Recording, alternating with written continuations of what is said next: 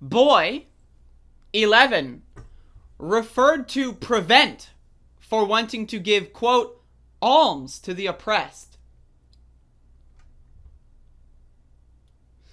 Teachers contact counter-radicalization program after mistakenly believe he said arms.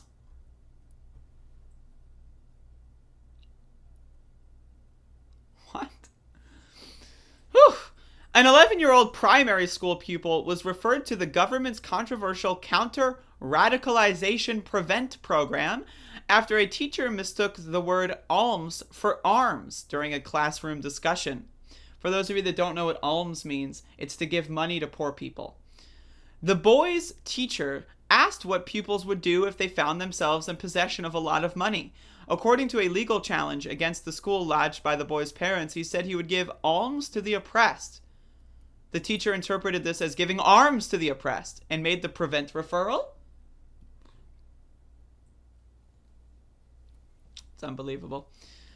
When police received the referral, they said there was no substance to it, no sign of radicalization, extremist views, or any threat to national security, and closed the case.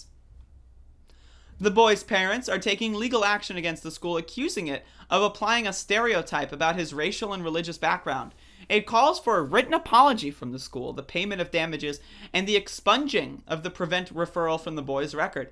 Again, also, this goes into the story I was talking about the other day, where in Florida, they fucking lock up kids and it's called the Baker Act, when they lock up children, right, and just throw them in mandatory, like, involuntary psychiatric evaluation, which is basically a prison for kids. It traumatizes them. They get handcuffed, right? This is basically the same kind of thing, but in the UK, right? If you give someone alms or whatever, first of all, like, I'm not even convinced that they said arms, right? I'm not convinced that they interpret it as arms. I'm convinced that what that is they made the fucking the referral, and then they had to come up with an excuse post hoc. That's what it sounds like to me. Oh, alms, arms, that's the same shit. All right, that's what I'm gonna put on the paper.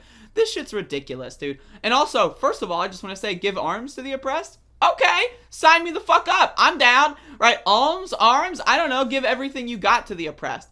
The idea, right, that you're going to ask people what they're going to do if they have a lot of money and then lock them up or try to lock them up or get them fucking sent away to a fucking little fucking prison re-education camp, right, for their answer is ridiculous, right? This is what fosters a fucking situation where people don't feel comfortable in schools. They don't feel comfortable being honest with their teachers. They don't feel comfortable asking or answering questions honestly because of shit like this, right? Imagine your parents tell you, oh, don't tell your teacher certain things because they'll throw you in a fucking jail cell like in America, or they'll fucking send you to some program or whatever that you don't need to be in that just confuses and traumatizes you. It's ridiculous. It's ridiculous, all right? And again, counter-radicalization? What?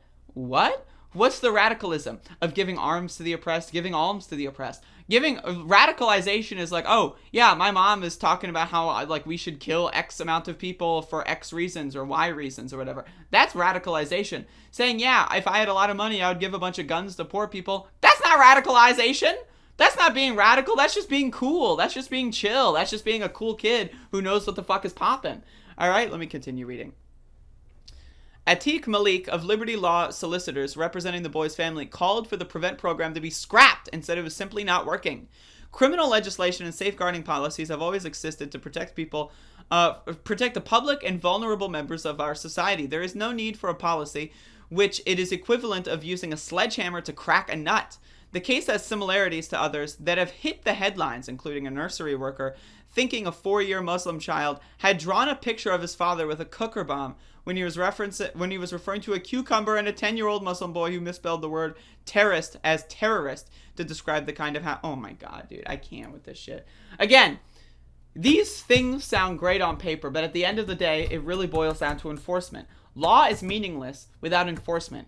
Law is meaningless, right? When you draft law and you're not thinking about the enforcement angle, I've got news for you. You're a dumb motherfucker, right? Like, so when you have this program where it's like, oh, we're going to prevent radicalism, but all the people that are enforcing that program are radical, right-wing, pro-government losers, you know what that's going to turn into? A fucking situation where they discriminate against people. A situation where they just go after people for who they want. When you give people an open season jurisdiction to go after anyone they want for any reason, they're going to do so. Because what ultimately matters at the end of the day is enforcement. The law is irrelevant. The law is a suggestion. The law is just like, all right, You should do this. I'm not going to force you, but it's an idea. You might be able to do this. That's what the law is. The law is a suggestion. At the end of the day, enforcement is the only thing that matters. And this shit is just another example of kids being fucking brutalized, terrorized, and traumatized for no goddamn fucking reason. Okay, it's ridiculous. I just wanted to point this out.